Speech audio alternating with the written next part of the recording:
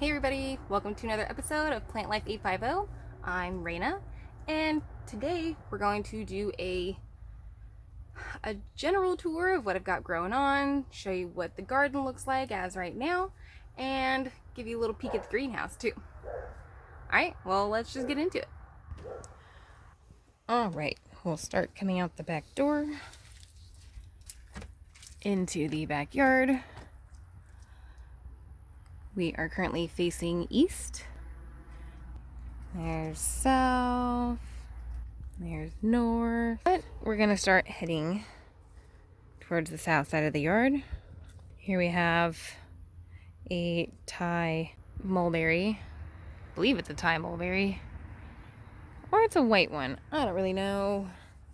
I planted these and didn't label them and just forgot. But I have them in a video somewhere. And behind this mulberry is a bigger mulberry with a giant potted chaya leaning into it. This mulberry has huge leaves, okay? I don't know why they're huge, but this is the mulberry that I pulled out of Century, Florida. And I would say it's about 6 years old now. Completely unpruned. Here we have the loquat, and it is flowering.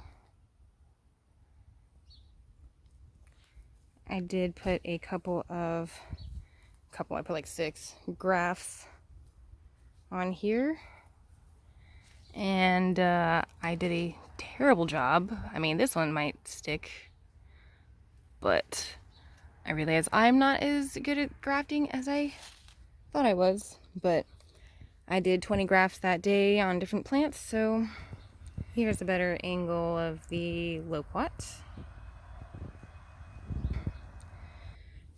Underneath we have this ridiculous goji berry that I'm probably just going to take a bunch of cuttings of and remove it and put it somewhere else. Otherwise, it's just going to slowly encroach on everything else. Here along the fence we have some moringa. We have a fig that's coming up. There's a little sucker. More moringa. Dwarf namois. Here is my dwarf namois that I am patiently waiting for the fruit to ripen.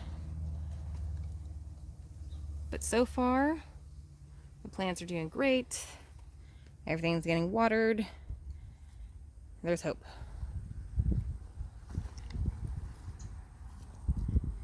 I got this ice cream banana here. Got a little pup coming up. Oh, it's got a couple of them. Little mango seedlings. I think I'm just gonna leave in the ground and see what happens. Oh no. Save this one though. I did this.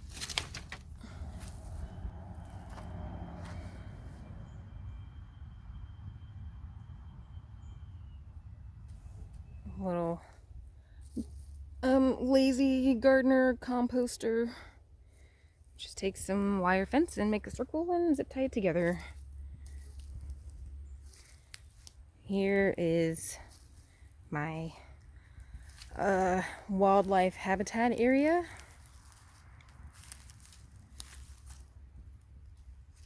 You know, Mom's thrilled about it.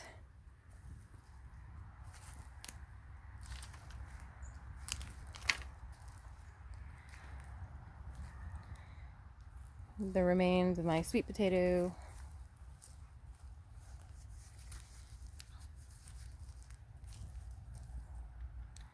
This is cool. This is what I did the other day. Finally made use of all those logs that I have. Made a giant circle around this pear tree. All along there. Then I took some of my really neglected plants and put them in the ground. And I planted them a little bit higher than the ground level. And hopefully I'll be getting some wood chips to fill this in. Over there is my little mulberry forest next to the greenhouse. We're on the east side of the yard. That is a sad sweet almond bush that's actually pushing out some new leaves. And some turmeric, probably a blue or black turmeric. Then over here, this is a dwarf namois. This is a pup from that fruiting one you saw that I pulled out earlier this year before it started to fruit. And it has a couple pups coming up. Super happy banana. You can tell because it's pushing out healthy leaves. It's like, I don't need you. I'm doing great up here. I was going to leave it as it is for now. It'll probably help keep it warm at night. This is my African blue basil. Died back in the winter time. Came back from the root. I will be getting cuttings and such from this soon, but the bees love it so much I just don't want to cut any of it down yet.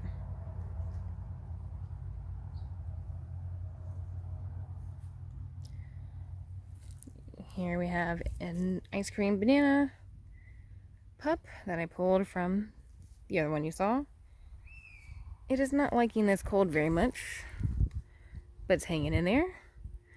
And I think at least the root ball will be fine, even if the top got too cold.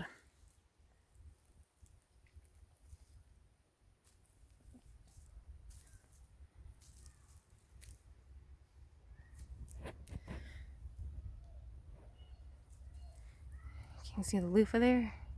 Hanging on. It's hanging on.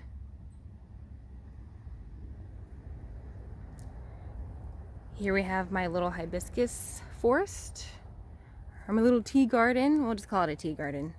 My little makeshift tea garden. And this is a type of hibiscus that you eat the leaves.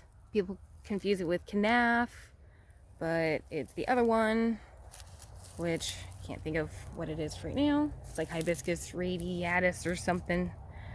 But whatever, you can eat the leaves. And this is that Chief Kuo's Pride or Prize edible leaf hibiscus, Abel Moschus Manihot. Ow.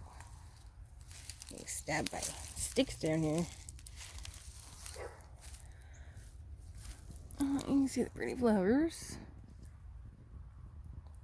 It's definitely not weed.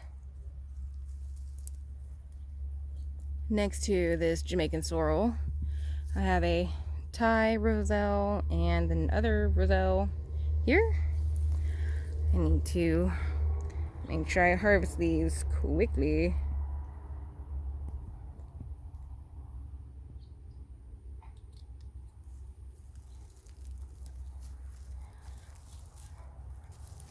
Here's a beautiful cranberry hibiscus. I don't know if you can still harvest the leaves once it starts flowering, but I'm not too concerned about it. I just am excited to harvest the seeds and see if all these cross-pollinated with each other.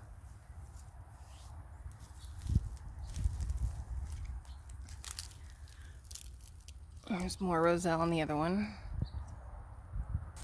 Here is a guava runner coming up from my mom's guava plant that I did a graft on.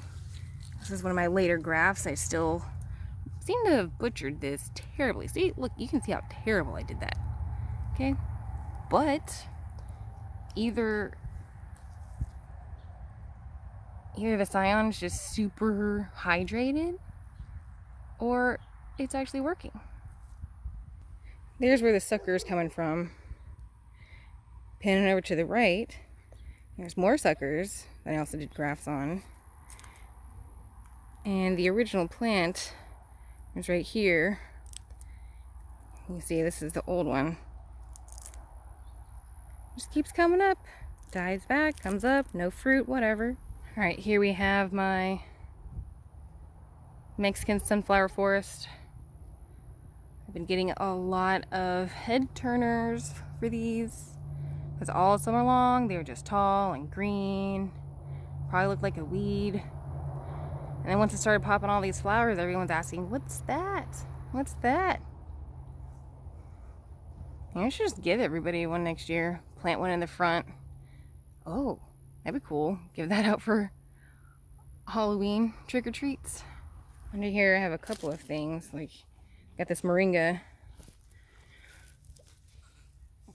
This is the old growth from last year. There we go. Look at me doing yard work. So, eventually I'm going to cut it. Oh, look. Pushing out some flowers. I don't know. I don't do anything to this guy. Super tall, definitely taller than my house.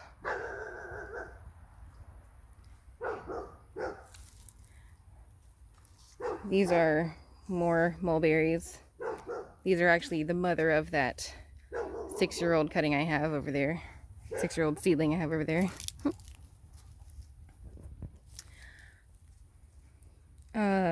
Cassava, right? Behind the cassava we have some milkweed, but this is the giant milkweed. Native to Mexico. This is what the butterflies, the monarchs go and hang out on all winter long. It is a perennial there, and it can become like a very large tree. Loofahs just got everywhere. I don't think they're gonna mature enough in time. I mean, this thing's obviously already dead, but I'm not concerned. We could probably eat them like zucchini right now. Guild-like thing over here. Rose of Sharon. Got some ginger. Some sad zinnias, but oh, little butterfly.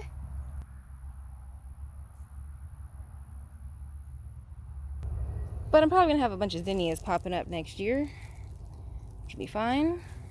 Got some jewels of opar all in here. Hopefully that will also be popping up everywhere next year.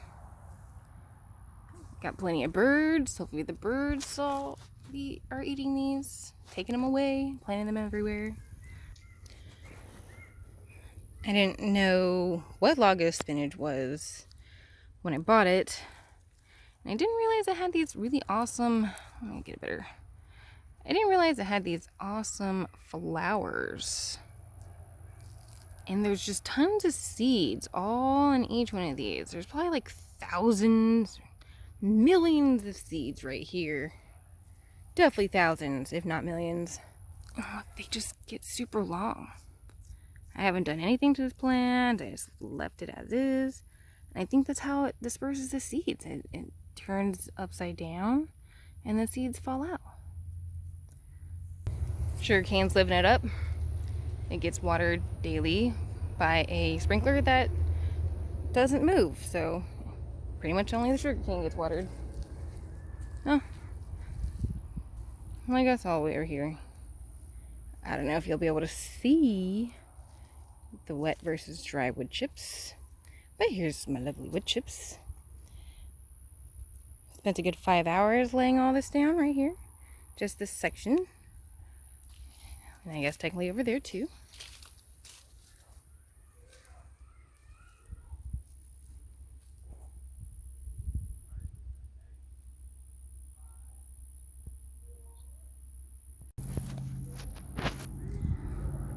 This really isn't the best time of day to be doing this. It's like super bright. The sun's right above me.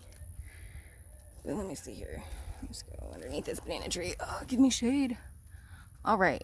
So I have no idea which bananas are which. All right. But I know I have Venti Coho. I got Sweetheart. Double Mahoy. Can't remember the other one. But none of these plants survived last year, but they came back from the roots. So there's that. And now that we have this greenhouse right behind them, maybe they'll survive. And I plan on separating all the little babies from the bigger ones next year. So, it's gonna be a fun experiment.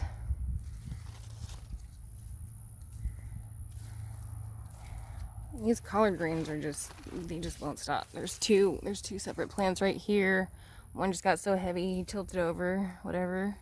They're keeping each other warm at night. You can easily just come out here and take a leaf or two or even 3 every day for a smoothie. Look how big they are. Yeah. Here's that little nursery.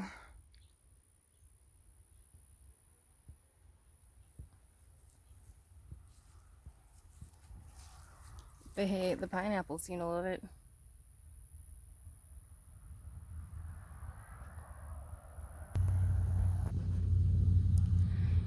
Got 2 peaches over here. You have the Florida Queen. And by my 6-year-old mulberry, the Florida Prince. Mulberry forest again. Mostly put these here because I was neglecting them and decided they should just be put in the ground. So there's some falsa in there. There's African potato mint. And of course sweet potatoes creeped in there. So they're sweet potatoes. Here we have the greenhouse. Not exactly sure what the dimensions are. It's twice as big as my garage railing, for sure. Because back there we used the garage railing for support. The greenhouse is very warm in here. Sure, they're loving it. This thing says it's 90 degrees, but I doubt that. That thing sucks. It was like $2. Anyway, it's my lovely greenhouse. I've got all kinds of things: starfruit, guava, lychee, longan, jaboticabas, a couple of bananas. We got some peppers, gooseberries. I have mangoes, Barbados cherry, papayas, Rollinia, sugar apple, pawpaw. Very excited to put some of these in the ground next year. Alright y'all, and that's a wrap for today's tour. Hopefully I didn't make it too long, but I just wanted to show you what I got growing on before everything changes for the winter season. Not that I'm really going to change much, but you know, things are going to die and it's not going to be pretty. And if you like this episode, please give it a thumbs up. Subscribe to the channel if you haven't done so already. And I'll see you guys on the next one.